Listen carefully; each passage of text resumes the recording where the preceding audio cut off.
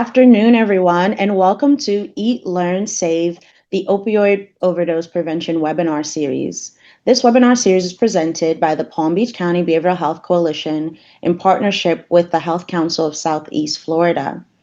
This initiative is part of the Overdose Data to Action Grant and is designed to provide education, tools, and resources around opioid overdose prevention, harm reduction, stigma reduction, and community-based support. All webinars in this series are free, open to the community, providers, and families. Before we begin, just a few quick notes. This session is being recorded and the link will be shared after the event. Closed captions are enabled. If needed, select More below to turn on. Continuing education units are available today at no cost to you for live attendees. Please use the Q&A feature below to submit your questions and leave your comments in the chat. We will answer as many as possible during the Q&A portion at the end. Today's session will focus on the fundamentals of harm reduction and how this model supports individuals with substance use disorders through non-judgmental, person-centered care. Our presenter today is Austin Wright, Director of Rebel Recovery, a peer-led organization offering harm reduction services and advocacy throughout Palm Beach County. Austin Wright brings extensive expertise in direct service work and public health outreach in marginalized communities. During this session, we'll explore core harm reduction principles, breaking the stigma associated with substance use, local linkages to care, and available services. Austin, thank you so much for joining us. At this time, we'll turn it over to you. Alrighty. Yeah, my name is Austin Wright. I'm Director of Syringe and Harm Reduction Services at Rebel Recovery. If you haven't heard of Rebel, we are a peer support and harm reduction agency that serves Palm Beach County, Florida. We also have locations in Jacksonville, and we are a recovery community organization with our kind of primary center being in West Palm Beach, and we have an RCO, Belglade, as well. So a little bit about myself. I'm a person in recovery, former injection drug user. I got involved in harm reduction work early on in my recovery. I'm doing like underground syringe services in Palm Beach County and started working with Rebel Recovery shortly thereafter as a peer support specialist. From there, I started Rebel Recovery's RAD program. We really like our acronyms at Rebel. So RAD stands for Resilience Against Drug Deaths, and that is our program that encompasses all of our harm reduction, education, and services, including the FLASH Exchange, which is another acronym. So FLASH stands for Florida Access to Syringe and Health Services. And if you are not aware, we are the syringe service program in Palm Beach County. We are the second syringe service program in Florida and the first, I believe, still only grassroots peer-led and peer-ran syringe service program in the state of Florida, which makes us unique in a lot of ways that I'll elaborate on a little further. So in this training, I want to cover some definitions of harm reduction, what that means, the principles of harm reduction, and how those principles are carried out in direct services, as well as we will talk about, sorry, let me move my screen around real quick. Some of the goals and outcomes of harm reduction, the benefits, and why harm reduction has become kind of the buzzword that it has in recent years. Typically, when I do these trainings, I try to keep it relatively interactive and somewhat discussion-based, understanding that those in attendance won't be able to necessarily unmute. Please feel free, or I want to encourage you to engage in the chat. I will be asking questions, so, participate to whatever extent you feel able and willing. All right, so jumping right into it. What is harm reduction? So this definition comes from the National Harm Reduction Coalition. A lot of the information that we're going to cover comes from the NHRC. They are kind of like the basis of harm reduction practices and services, and the defining nature of providing harm reduction services in the United States. So harm reduction incorporates a spectrum of strategies that includes education, prevention, safer use, managed use, and abstinence by involving people who use drugs where they're at. Because harm reduction demands that interventions and policies designed to serve people who use drugs reflect specific individual and community needs, there is no universal definition of or formula for implementing harm reduction. That said, we'll talk about how we at Rebel, I personally, and generally the harm reduction community tends to lean towards actually implementing harm reduction services. So what harm reduction isn't, it's not anything goes. It's not helping a person necessarily who has gotten off drugs to start using again. It's not condoning, endorsing, or encouraging drug use or other risky behaviors. It certainly doesn't deny the inherent potential harms associated with substance use. It's kind of in the name, right? If there weren't harms associated with risky behaviors like substance use, then there wouldn't be harms to reduce them. And it does not remove boundaries. Boundaries are just as important in providing harm reduction services as they are in providing, direct treatment services, whether they are informed by harm reduction or not. But there is a lot of nuance to this issue. Just to kind of a picture, I'll use an anecdote when I was doing underground syringe services. And this kind of speaks to that second one here. Participant slash like friend or kind of acquaintance, I guess, who knew that I was like doing syringe exchange underground, kind of like out of the back of my trunk, utilizing resources that I had available to me. And he was like in a stable place, had, probably 7 or 8 months of like abstinence-based recovery at the time. And one Friday night, he contacted me asking for syringes. And knowing that he was abstinent at that time, had been doing, well relative to, his substance use, that was a what you might call like an ethical dilemma for me in that moment. And a lot of people might kind of draw the line there. In many cases, I would as well. That to say, like, that was an opportunity to have a conversation with him. And my approach was to ask him, like, have you copped yet? By the way, like, just an interjection.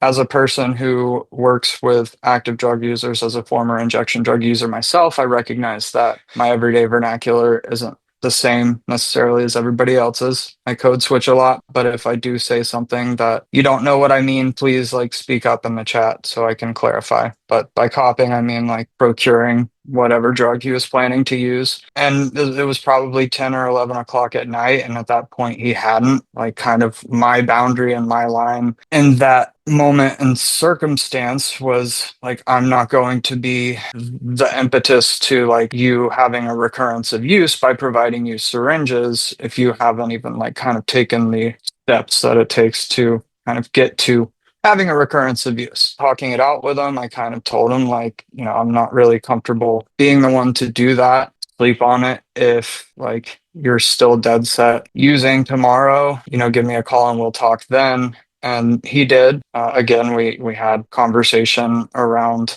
his plans and what he kind of foresaw his weekend and substance use looking like over that weekend. And by that point, he had procured the substance that he was planning to use, which was like an illicit opioid.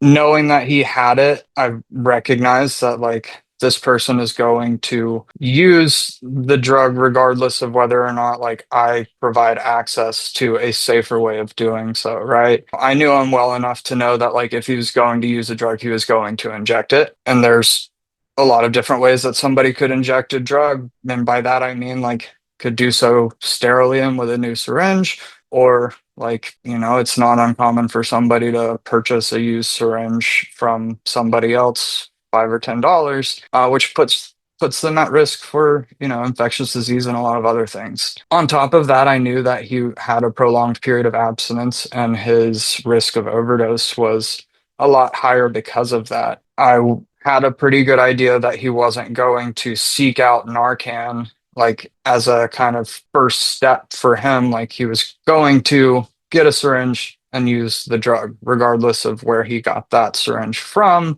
And that like was the opportunity for me to, yes, like I provided him clean syringe and also had the opportunity to give him Narcan and make sure like he didn't plan to use alone. So when I say there's a lot of nuance there, he probably wouldn't have accessed Narcan otherwise without me meeting up with him, because the reason he was going to meet up with me was to get a clean syringe, right? If he overdosed and didn't have Narcan, that's a possible death. So when I say there's nuance to something like harm reduction is not helping a person who has gotten off drugs to start using again, that's a really black and white statement. But in that case, like I didn't help him start using again. This individual was planning to use regardless of whether or not I gave him safe and sterile supplies and means to do so. So just a little anecdote to kind of paint the gray areas. So let's talk about what recovery is. If you don't mind putting in the chat, and I often forget to look at the chat, so I'm just like making sure I didn't miss anything. Okay, if you don't mind putting in the chat, like just in a couple words, what recovery means to you. Recovery means healing, I see. I like that. Growth, for sure. Process, new beginnings. Very good. So I'm picking up what you're putting down. Y'all are picking up what I'm putting down, I hope. Recovery means with the unhealthy and with, oh, out with the unhealthy and in with the healthy. Okay. Trying your best, whatever it looks like. Starting over. That's an interesting one. Thank you for that participation. Many pathways, absolutely. So we have here a definition of recovery, and this is the working definition of recovery as defined by SAMHSA, the Substance Abuse and Mental Health Services Administration. And what it says is it's a process of change through which individuals improve their health and wellness, live a self-directed life, and strive to reach their full potential. What I don't see in there, what it does not say, is anything about substance use. It doesn't mention substance use. It certainly doesn't mention abstinence. Defines a process, and a process to which somebody like strives for an improved life and like some degree of purpose, self-actualization, right? Like when we look at the kind of the top of Maslow's hierarchy of needs, like reaching self-actualization is like when we find our purpose and kind of reason for being in a lot of ways. And, I feel personally in my own experience that a lot of times like problematic substance use comes from a lack of that. So recovery can look a lot of different ways to a lot of different people. My recovery certainly doesn't look like other people that I work with recovery. In my opinion, no two recoveries necessarily look exactly the same. And it's important that we continue to like validate each individual's choice and recovery pathway. I may say some things like in this training that like seem, I don't know, radical or kind of out there to some who maybe are not like familiar with more of like the guiding principles of harm reduction. And I want to the best that we can, kind of address that and wrestle with it as effectively as we can in the chat. But like we talk about recovery being a process, and it's simply like esteemable acts that build on themselves, right? So when we have somebody who is like injecting drugs on a daily basis and reusing syringes or sharing syringes, injecting drugs in a less safe way, and then they take a step to utilize a service like a syringe exchange or syringe service program and like make a choice of only going to use a clean syringe, a new syringe every time I inject, that is recovery. That is the process of recovery. That person has, in my view, entered into their recovery. That simple change, though like maybe seemingly small from the outside, especially if you haven't injected drugs before, can go a long way for somebody, because like that small change is them taking their health and their well-being into their own hands and having access to the resources to do so. Like that that opens a lot of doors for individuals who like have kind of been in this process or in this circumstance of using in a lot more chaotic, unmanaged, and problematic way. Just that simple act of utilizing a syringe service program and making those choices, like that allows them to take some ownership and autonomy over their use. And that's the kind of esteemable act that builds on itself and progresses into other changes.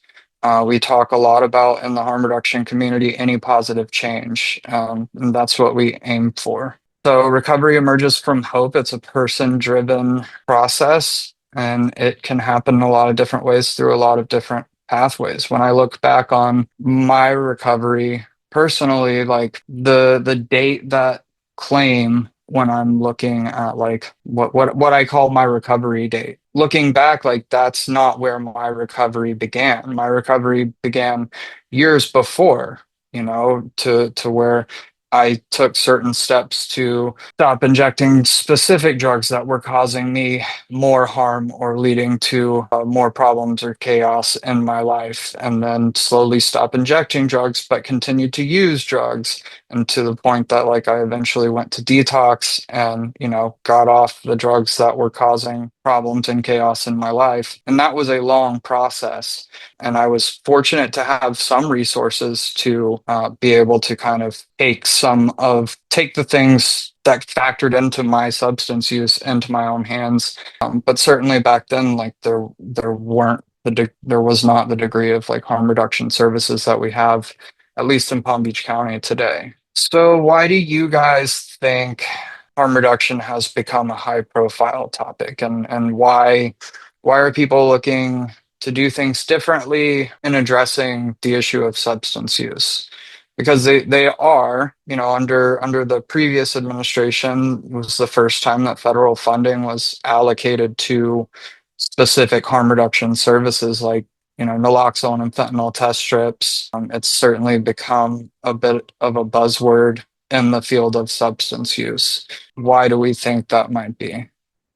Because it seems unorthodox. That's interesting.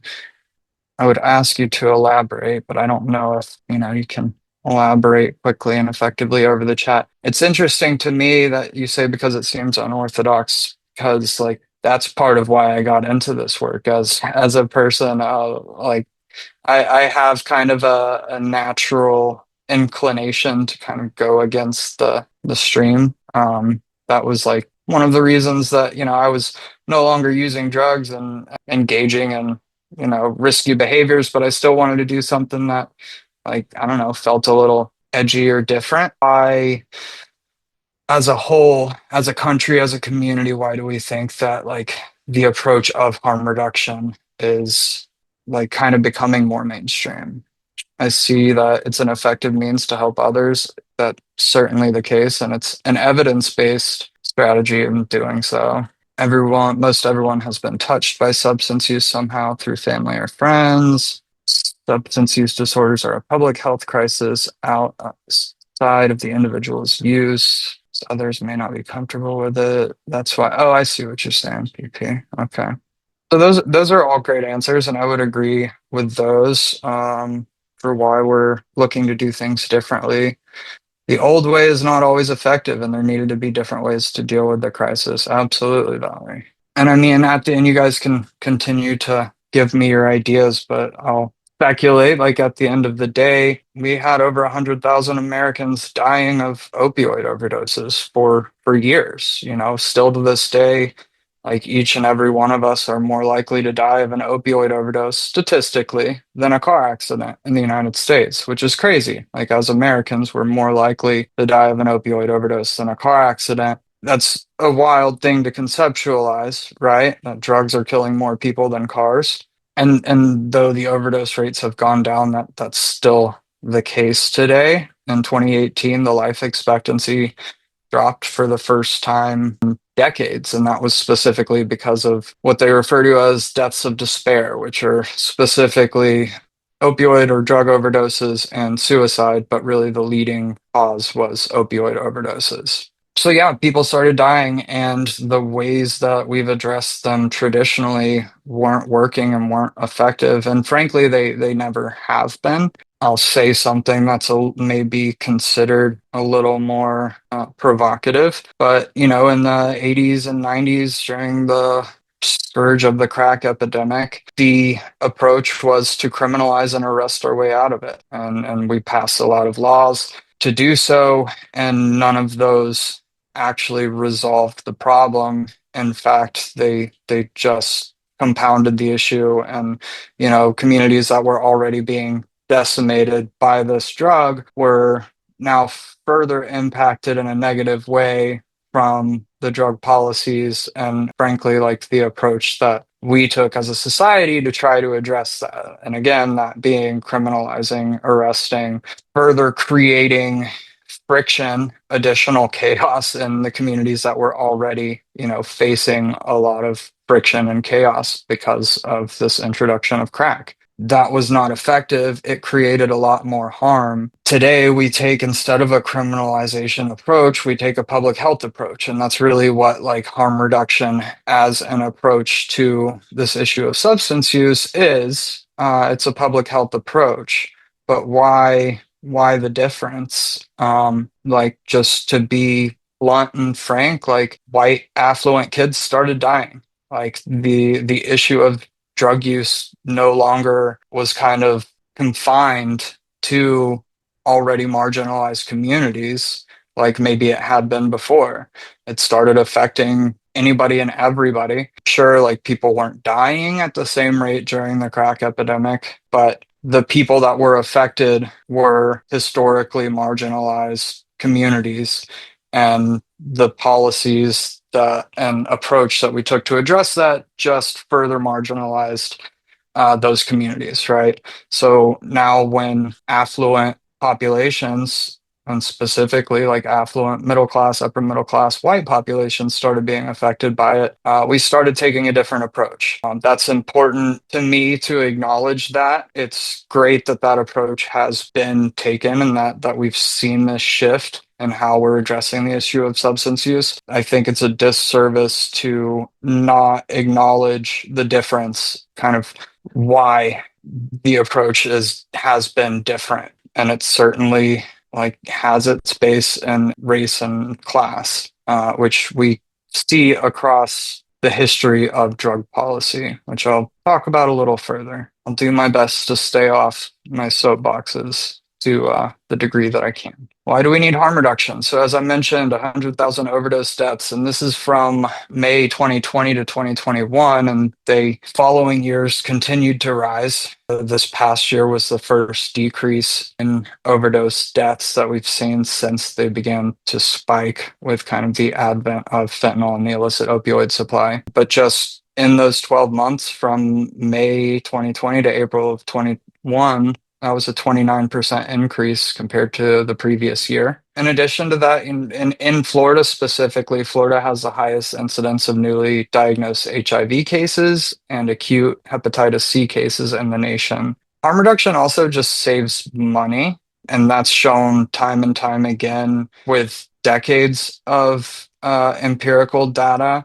There was a study out of Canada probably like 8 or 10 years ago. Cost incurred of implementing a syringe service program, like a syringe exchange program, saved money on what the costs incurred in treating hepatitis C alone. That doesn't include the treatment of other infectious diseases, bloodborne infections, just Hep C alone.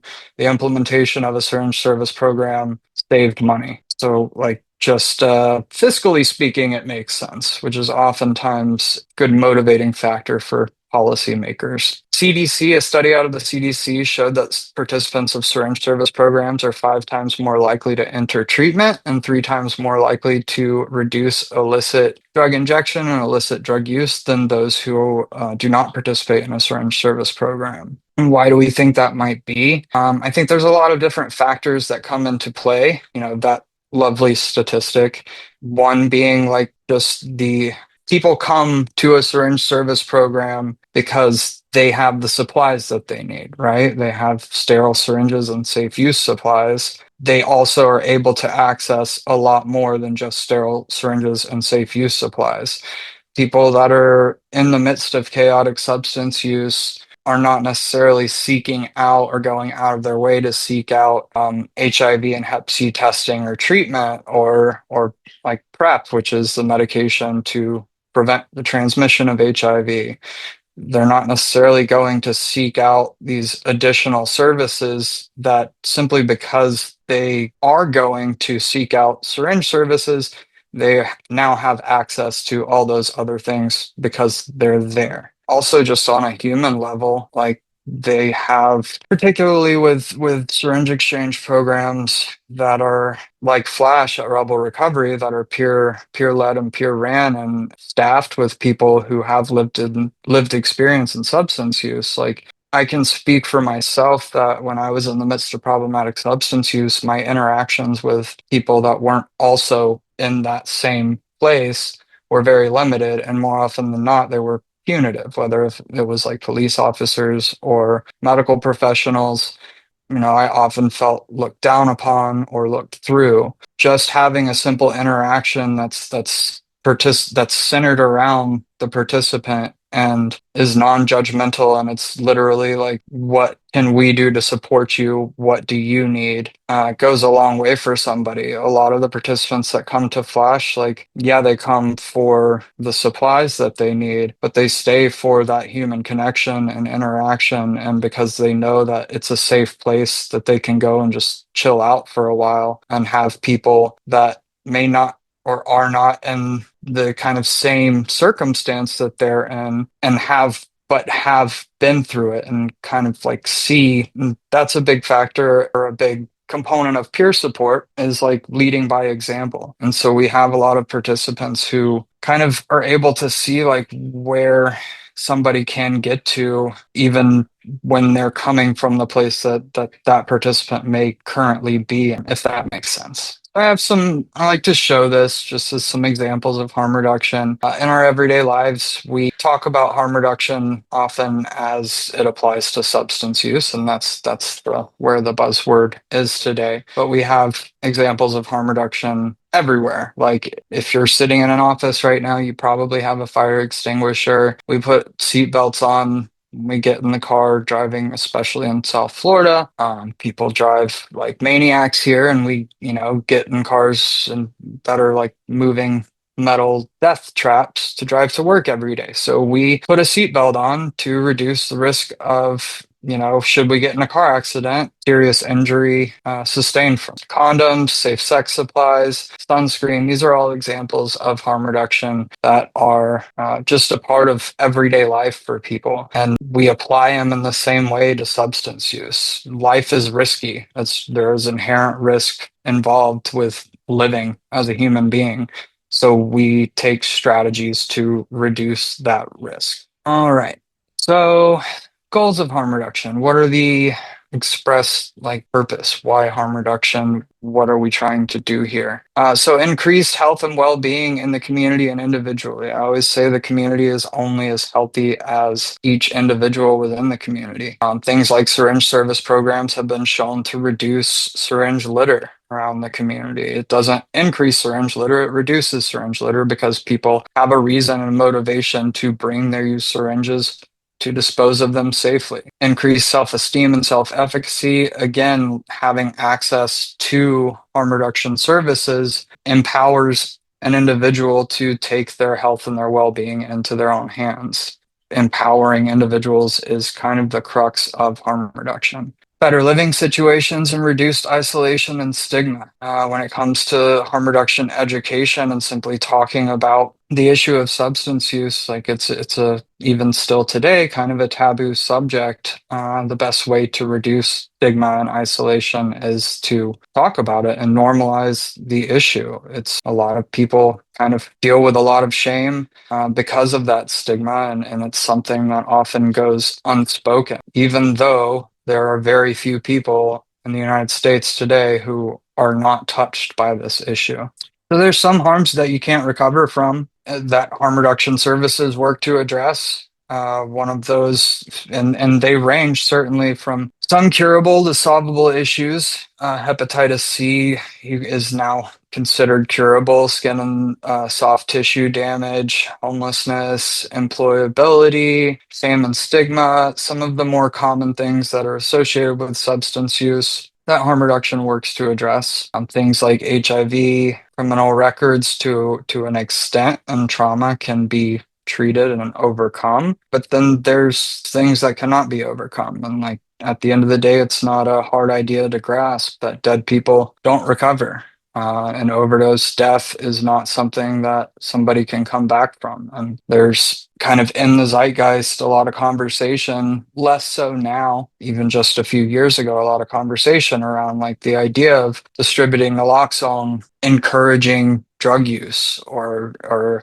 like is likely to increase drug use, which we know to not be the case. And like the idea that like having access to naloxone and harm reduction services like prevents people from going to treatment. Again, like dead people don't go to treatment. Everybody deserves the opportunity to make a choice every day, regardless of what that choice is on any given day. The goal is to keep somebody alive to make a choice the next day. And, you know, I have really close friends who have experienced opioid overdoses 10, 15 times that, you know, you don't get it until you get it. If there weren't harm reduction services, if there wasn't access to naloxone, they wouldn't be here today to do the things that they're doing, nor would I.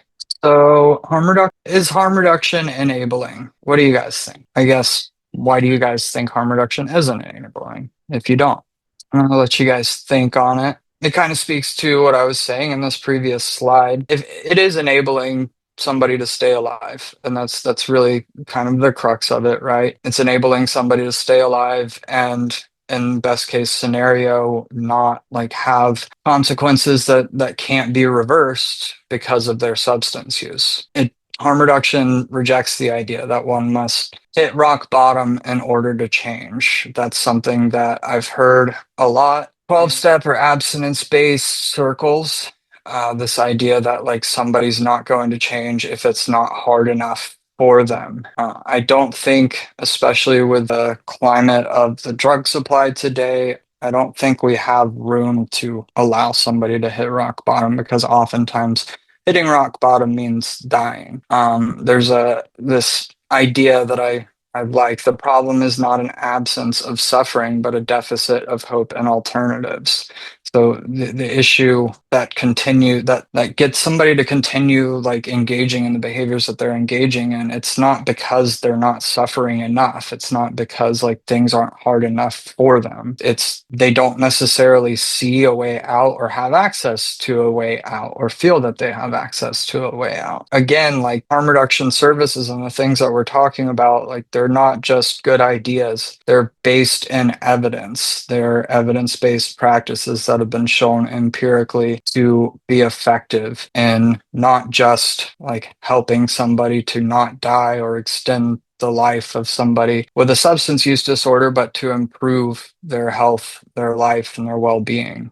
Gives a safety net for those in active use. Absolutely. I don't think it is enabling to continue to use. It is meeting people where they are and helping them through their own process to overcome that. Yeah, I agree. I mean, and like abstinence-based recovery isn't necessarily for everybody. And sometimes like it works for a time and then, you know, it doesn't. And harm reduction can kind of serve as a bit of like a life raft or a safety net to individuals who are kind of like weaving in and out of abstinence-based recovery or like problematic substance use. There's often this defining line that is drawn between harm reduction and recovery, and that kind of arbitrary line is drawn by both sides. I am a person in recovery, and I am also a member of the harm reduction community. And the harm reduction community is a pretty tight-knit community for a lot of reasons. The primary reason being that like there are a lot of impacts, negative impacts that people with that use drugs experience, whether that's because specifically of their drug use or because of the policies around their drug use. And like those friction like brings people together in a lot of ways, right? And like having a common goal and kind of something to fight for or against brings people together. And so it is a tight-knit community that there are kind of extremes on both ends, just like in the abstinence-based community. And I have heard people in the harm reduction community like ask somebody that is in abstinence-based recovery, like, yeah, but you could use heroin and like not use every day and be okay, right? Because for them, that is true. Like, believe it or not, there are a lot of people who use a lot of different drugs, from really heavily stigmatized drugs to those less stigmatized substances, and lead normal lives, right? Not everybody who uses drugs has a problematic substance use disorder. That said, like there are people in abstinence space, or there's, kind of a subsect of abstinence based recovery that looks at harm reduction as its own thing, and it's not recovery. And I try to work to kind of eradicate that arbitrary line, because harm reduction is recovery. Recovery is harm reduction. For a lot of people, abstinence is their only way to reduce harm associated with substance use. When they use any mood or mind altering substance, as one might say, like kind of all the harm reduction strategies that they know go out the window, because for those individuals, like managing their use is not something that they have been able to do. In those cases, abstinence is their harm reduction. For others, harm reduction is their pathway of recovery. I don't want to spend too much time on this just because I don't want to make you guys keep writing in the chat, but answer any of these. What are reasons why people use drugs? What are some possible harms associated with alcohol and drug use? What contributing factors do we think lead to drug use and risky behaviors and exacerbate harm? And what strategies can people use to reduce harms and decrease risk in the moment or in the near future? So while you guys think, ponder, and type in the chat, I'll kind of expound upon some of that. So there's a lot of like obvious harms associated with drug use and substance use that we can, in some way, shape, or form, directly attribute to the drug, right? But I want to encourage you guys to think a little more broadly about how we as a society and the policies that we have around substance use exacerbate those harms or cause those harms in the first place, right? So when we're talking about alcohol, are there harms associated with alcohol use? Absolutely. It still kills more Americans today than any other substance, right? And nobody is going to the liquor store and wondering if there's fentanyl in their vodka, right? Because it's a regulated market. And we have a really good example of like how prohibition doesn't work and how it makes things more harmful, right? When we were under a prohibition of alcohol in the United States, like prohibition, if you don't know, literally created organized crime in the United States. That's organized crime was developed around the manufacturing and transportation and sales of illegal alcohol. The alcohol itself was unregulated.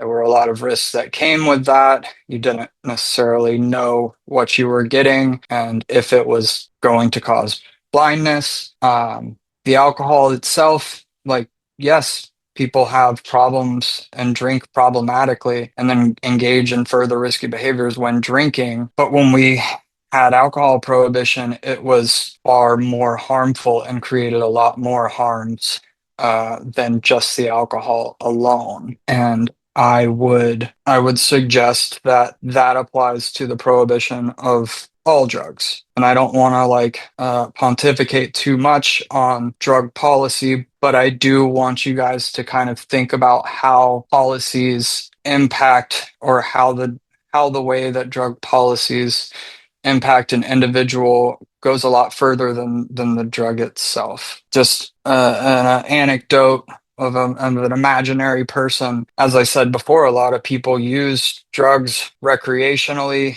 and do so without problems. It's not uncommon for somebody to take like a bump of cocaine at the bar on the weekends, right?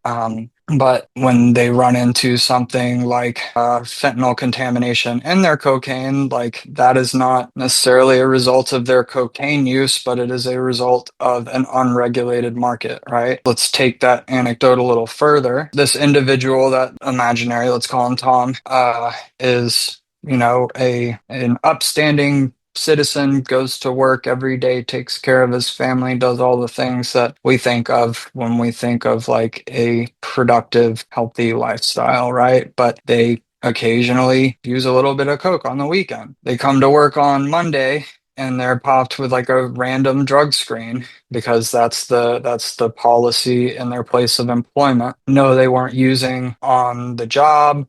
Their effects of their use didn't impact their job. They just happened to have a positive drug screen and lose their job because of it. So now they're without work, and that may lead to friction in the home. That may lead to housing instability. That may lead to friction within the family. And those are the things that kind of exacerbate or turn substance use that isn't necessarily problematic, kind of creates the environment for a problematic substance use disorder, right? Whereas this person was like trucking along and fine, and now they've lost employment and potentially housing and potentially, their marriage because of a loss of employment. Like it can snowball into something that's a lot greater because of that policy, and that policy comes around more often than not stigma. I see we have stuff in the chat, so real quick. To help them cope with anxiety, contributing, they just keep popping up. To help them cope with anxiety, contributing factors, trauma, loss of loved ones, stress, mental health, teen drug use harms growing brains, and which impacts future opportunities and health. Yeah, absolutely. Stresses the importance of drug education for youth and adequate drug education, not dare. What else? People use substances as an escape. Yeah, all of those things are true. And I would add people use drugs because they're fun and they feel good, right? They serve them in some way. Like alcohol is a readily accepted form of drug use. And people that don't have a drinking problem or don't have an alcohol use disorder are kind of able to drink with impunity, right? That is because of the legal status of alcohol and the lack of stigma surrounding alcohol use, right? The point I'm getting at is a lot of the harms that we see associated with substance use don't necessarily come from the drug itself, but the stigma and the drug policies that are created and informed by that stigma exacerbate those harms. They make things more dangerous for an individual. They don't know what they're getting, get arrested. There's still people sitting in jail today, cannabis charges, or they have felonies on their record for those charges, making it much harder to get gainful employment, maybe making it harder to find stable housing. So we see the way that stigma and those policies exacerbate substance use or like cause direct harms that we can't even attribute to the drug itself. So just briefly, I'm not going to go over this in detail, but here's some history of drug policy, harm reduction, and the idea that I kind of want you guys to glean from this is two things. One, people have used drugs forever, and this, the first date on here is the 1830s. People have been using drugs far longer than that. There's plenty of evidence of drug use.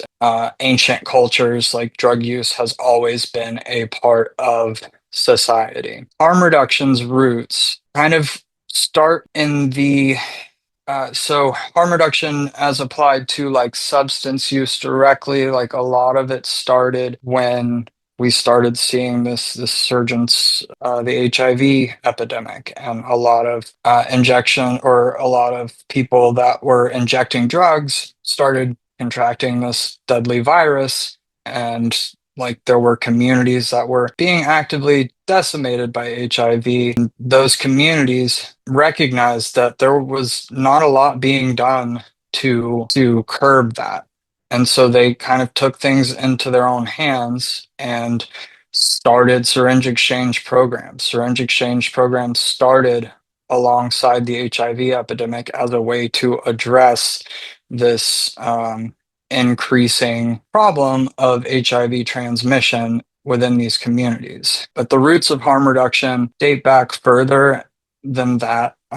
We see harm reduction rooted in things like the women's health movement and reproductive rights movement, the Black Panthers free lunch program, free lunch and free breakfast program. And all of those things, what we see is like communities of people who are being negatively impacted, whether that's by legal policies or by poverty, and recognizing that nobody from the outside was coming in to help them, at least not in an effective way, and taking the power into their own hands and empowering their community by working within their community to address those problems. And that's really like where harm reduction comes from, and the roots of harm reduction as a movement stem from. So when we're talking about harm reduction, we're talking about more than just sterile syringes and Narcan. It's an easy example that I often use, but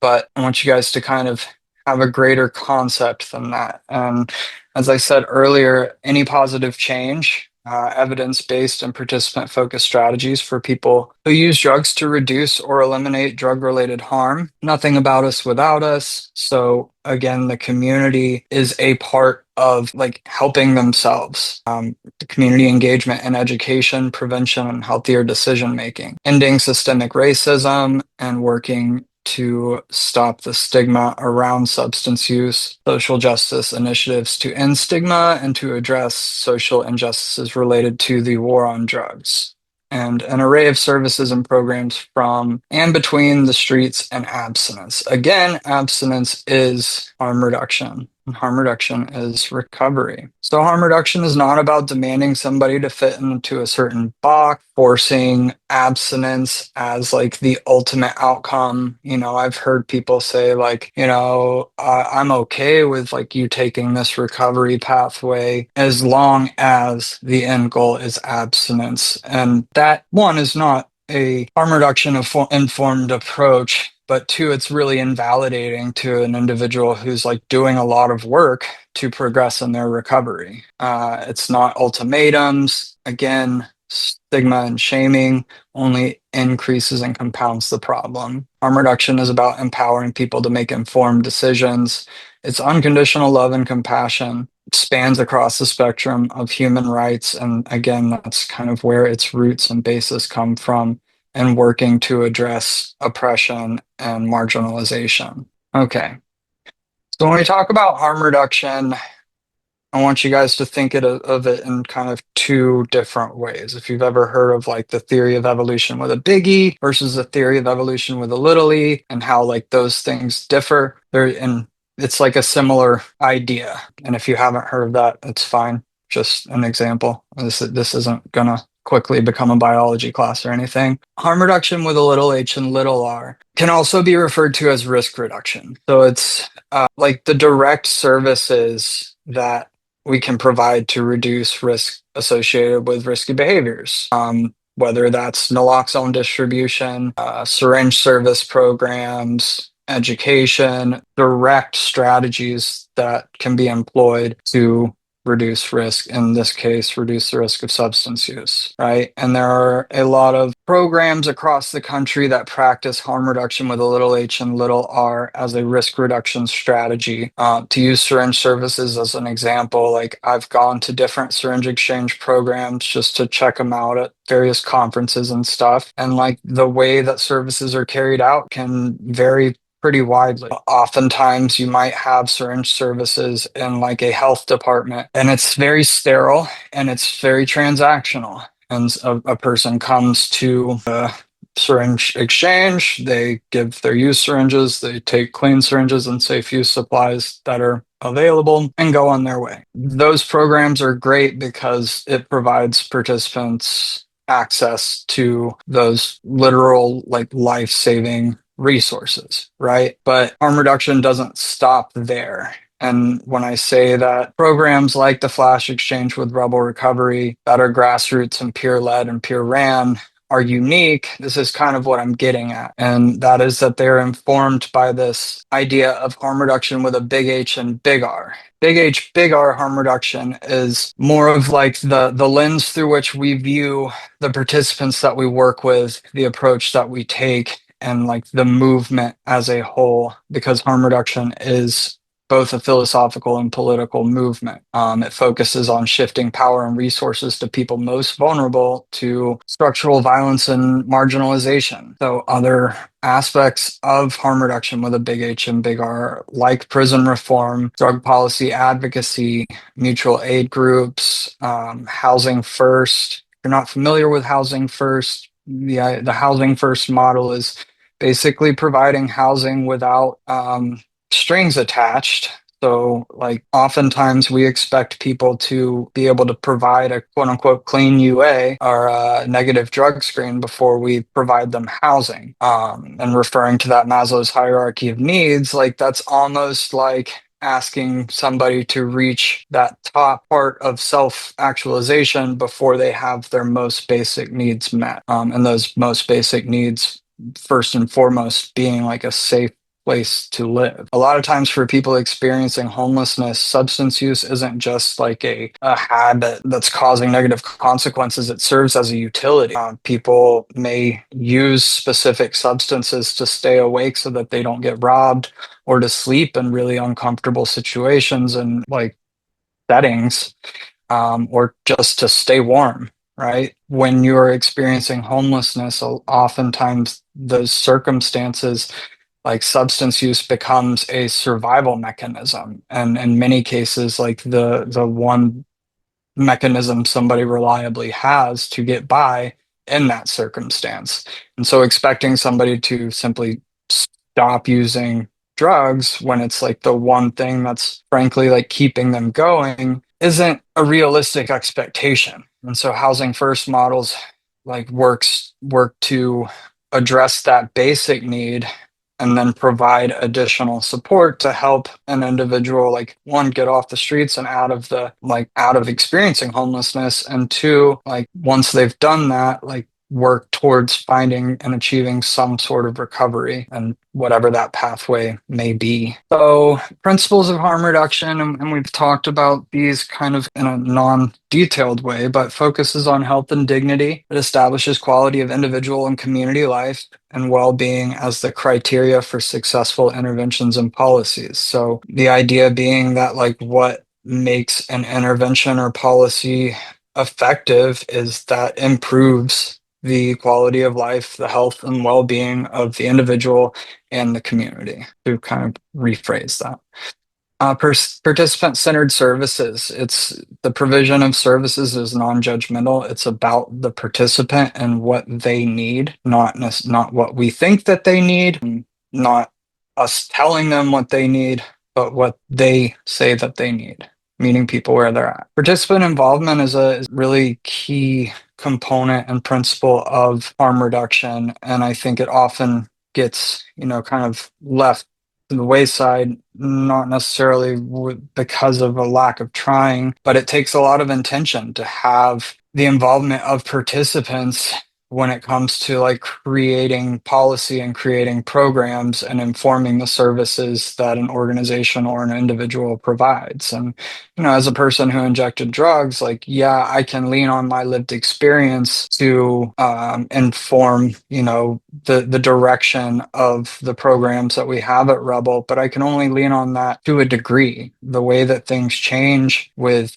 just the drug supply alone, in addition to policies around homelessness, like we've seen in Florida recently. Things change so quickly, like I can't adequately understand the needs of our participants without having them involved, having them informing the direction of our services. Participant autonomy. This is, again, a really important principle. All of these are important, but the focus is having the participant being their own primary agent of change. And that just tends to work better when somebody is a part of, when it comes to like in a treatment program, when an individual is a part of the development of their treatment plan. At Rebel, with our peer support program, like one of the first things that we do with peer support participants is sit down with them and develop a recovery plan with them. I'm not sure like the not demographics, but like what those of you who are in attendance, like where you work necessarily, what you do, what your lived experience is. But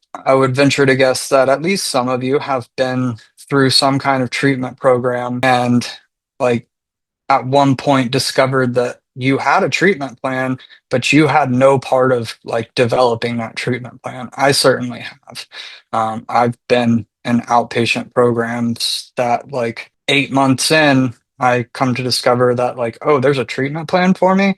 Like I didn't even know there was a treatment plan, and I certainly wasn't a part of the development of the plan that is like supposed to inform my treatment. So what we do in like providing participants with the autonomy to make their decisions, like we support people regardless of what their goals are and encourage them to develop their own goals. And again, that just tends to work better.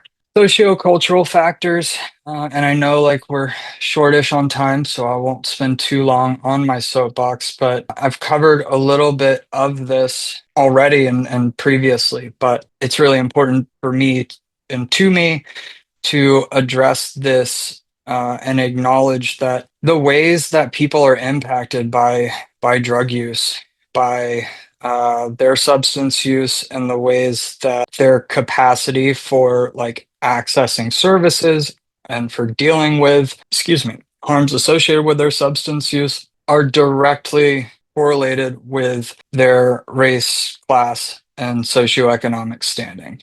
And I can't provide a training or webinar on harm reduction without addressing that. And we can see really clear examples of that in the formation of our drug policies. If you look at the drug policy or the prohibition of just about every substance in the United States, you can trace the prohibition back to some kind of racist or classist narrative. Just as an example, when cannabis was made illegal, the term marijuana was not a term applied to cannabis. Marijuana was a term that was used for a wild growing tobacco plant in Mexico. So marijuana was a tobacco plant that grew wild in Mexico. They had to literally explain to Congress what they were making illegal when they were calling it marijuana. But why did they choose to call it marijuana?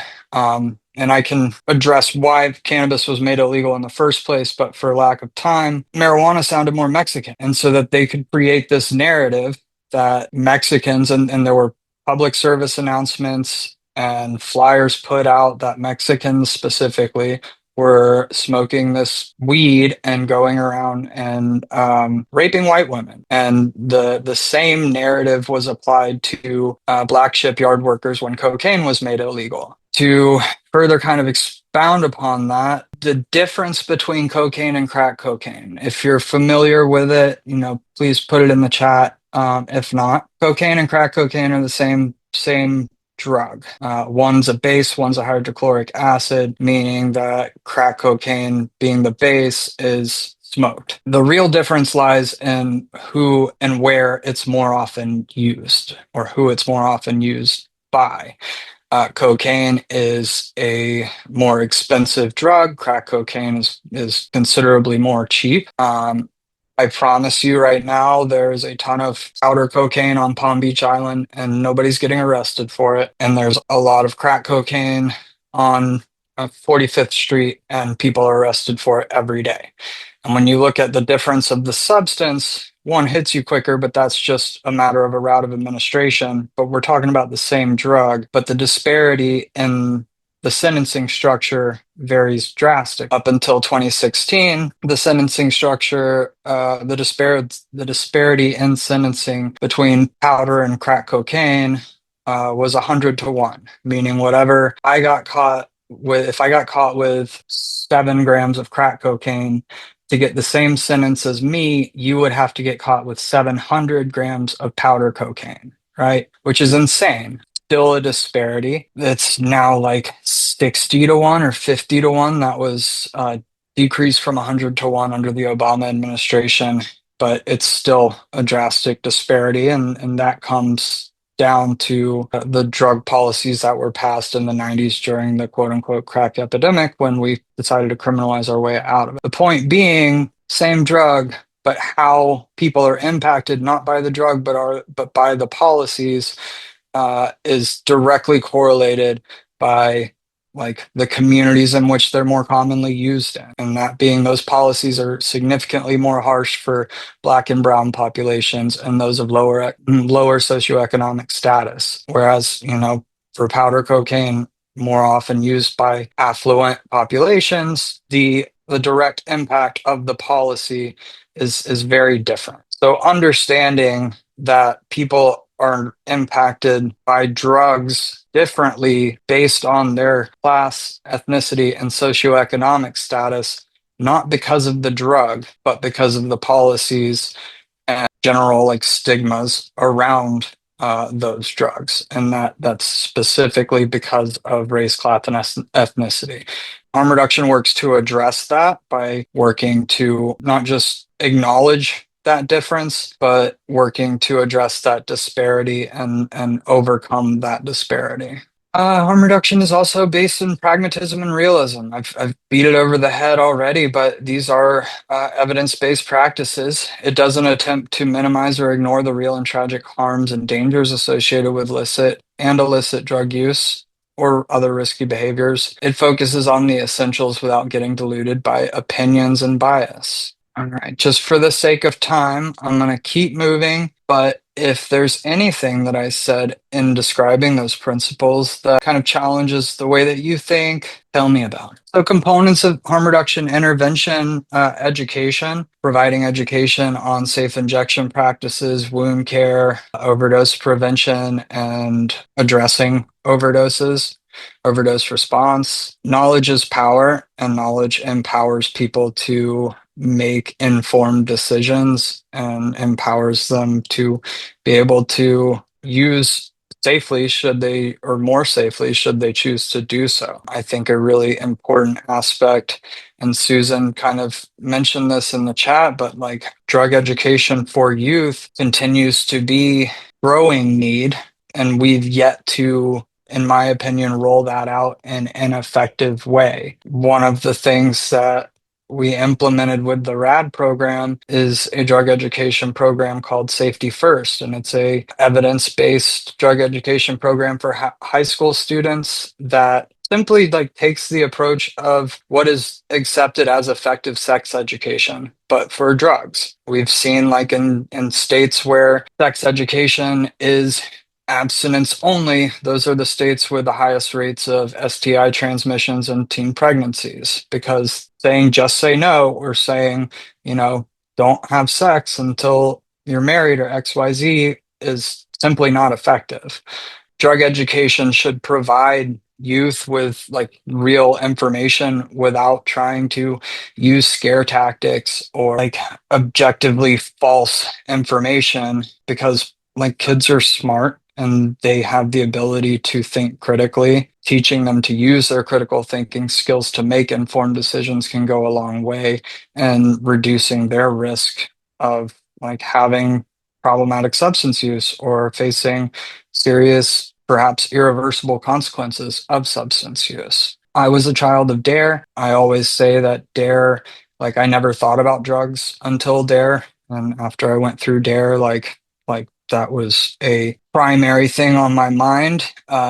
DARE was proven ineffective, not just me anecdotally, but nationwide. We, as a state, have yet to roll out something that looks different than just say no. And I would encourage you guys to look into drug education programs like Safety First. And if you're interested in learning more about Safety First, please reach out to me. Or even if you work in a youth program and would be interested in having Safety First facilitated for your youth, please reach out to me.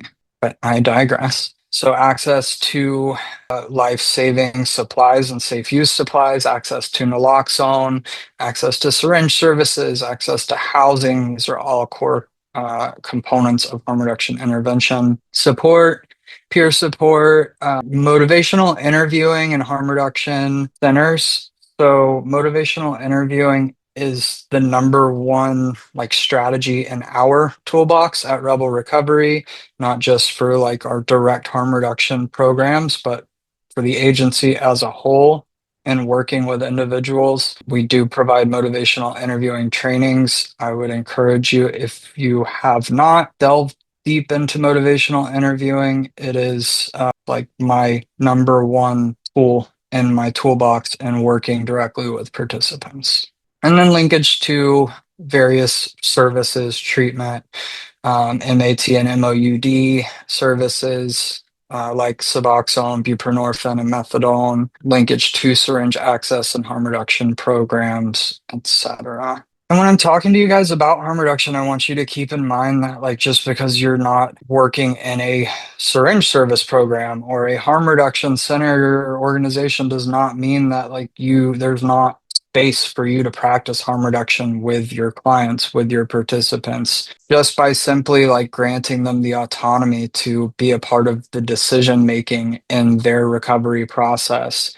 You are practicing harm reduction by asking participants what they need, and by meeting them where they're at, you're practicing harm reduction. So I don't want to be redundant, but there are various community resources in Palm Beach County where harm reduction services can be accessed. Rebel Recovery is really like the primary harm reduction program. That being said, there are a number of other services and organizations that offer things like HIV and hepatitis C treatment, PrEP, and NPEP. So think of PrEP being like the prevention for HIV, NPEP being the thing that you'd take if you had exposure to it. So PrEP is like birth control, MPEP is like Plan B.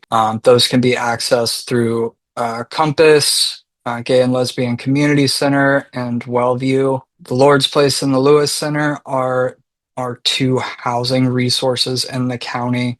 There are a number of outpatient MAT and MOUD services, two of them being Healthcare District and Access Recovery Solutions. In naloxone, you can always get naloxone free of charge from us at Rebel. You can get it from Palm Beach County Behavioral Health Coalition, who was nice enough to host us and have me provide this presentation today. And you can also find naloxone distributors through isaveflorida.com. So I don't want to keep you guys longer than necessary. I appreciate your participation. And if you have any questions, comments, whatever, please feel free to reach out to me. My contact information is there, and I would appreciate if you fill out the evaluation. Thank you. Thank you so much, Austin, for that informative presentation. Just learning about harm reduction versus risk reduction and how harm reduction is providing more resources for others. That was something really insightful. And it was really interesting to learn about how harm reduction programs are 5 times more likely to have others enter into treatment. That's something that was new to me. So thank you for sharing that. We're now going to move into our Q&A portion. We've received several questions from attendees, I think, throughout the session, and we'll take some time to address as many as time allows. If you haven't already, please feel free to submit your questions using the Q&A box on your screen below, and it will also allow everyone to unmute themselves shortly in case you'd like to ask your question directly to Austin. Alrighty, I think I only see one question so far. I see that I understand harm reduction when it comes to adults, but how would you speak to a teen about this? Yeah, I appreciate that question. And just to speak more on that, I guess, do you have a specific like situation that you're referring to, or just about drug use as a whole? My guess is probably as a whole, that because that's all that the question said. So my guess is just as a whole, I think. Yeah, I mean, I think that's really an important conversation to have. I think normalizing those conversations with, especially if they're your kid, is really vital. Like speaking for myself, and it's not for anything that my parents did or didn't do, just for the kind of nature of the way that things were when I was growing up, i.e., like in the era of Dare, like kids didn't talk to their parents about drug use, and it was a really taboo subject. And I think just having those conversations in the first place and without allowing those conversations to get bogged down by like assumptions and scare tactics, because those often don't work. And I think for a lot of teens, it almost steers them in the opposite direction as intended. I know, like for me, when I experienced like when I first like started like trying and experimenting with drugs and experienced like the fact that a lot of the things that I was told would happen if I used X, Y, or Z drug did not happen. It kind of made it to where like everything that was said when it comes to like drug education just went out the window, because like, well, that didn't happen, so like they're probably just, BSing me on the whole thing. I think just giving kids like a realistic picture of the issue as a whole, and that including like why people use specific drugs. That's something that is covered in the Safety First curriculum. The Safety First curriculum kind of breaks apart sections piece by like different classifications of drugs and acknowledges like the reasons that people do use opioids or do use stimulants and what potential benefits somebody might have, as well as the potential harms. Because there are benefits, otherwise, like those medications or those drugs wouldn't be also medications, right? I also think it's useful to discuss like how drug use impacts the development of the brain in adolescence and the way that adolescent brains are impacted differently than those that are adults, and how like drug use in adolescence increases the likelihood of further consequences or developing a substance use disorder. That said, I would approach it holistically and not focus too much on that one specific thing, because just like trying to put myself in the shoes of a teenager or adolescent, like kind of focusing on that sole piece as the one reason to not use drugs, when like the whole point of it is like their brains aren't fully formed, thinking and decision making decisions, keeping in mind the long-term outcomes. Like their brains don't have the capacity for that. So like only focusing on that as a reason not to use drugs as an adolescent, like it's kind of contradictory, because like they their brain doesn't have necessarily the capacity to recognize that like the consequences of that. It's like the issue of why they shouldn't use drugs is also the issue that may make them more likely to kind of ignore that reason, if that makes sense. I don't know if I said that like in a succinct or clear way, but hopefully you're getting what I'm trying to get across. Thank you. Thank you so much, Austin. I don't see any more questions in the Q&A. Let me check the chat. Okay, I do have some shout outs to you. Thank you so much from Natalie Leaf. Great job from Winston Reed, and of course from the PBC BHC team. Amazing presentation. So I have some shout outs to you here in the chat. Does anyone else have any questions, or if they'd like to answer, you can unmute yourself as well. All right, I'll give it a quick moment, and then if not, oh, you have a comment from Amanda, just how lovely this was. Very eye-opening and informative. All right, thank you so much, Austin. And to everyone who joined us today, if you haven't registered for our next session in the series, we invite you to do so. Our next session will be with Dr. Stephen Keehn from JFK North on August 27th. These webinars are designed to provide real tools and information to reduce overdose deaths, connect individuals and families to services, and address the stigma that too often prevents people from seeking help. We're also hosting a trauma-informed care session where CUs will also be provided, and these sessions will be hosted on July 31st and August 7th at 10 a.m.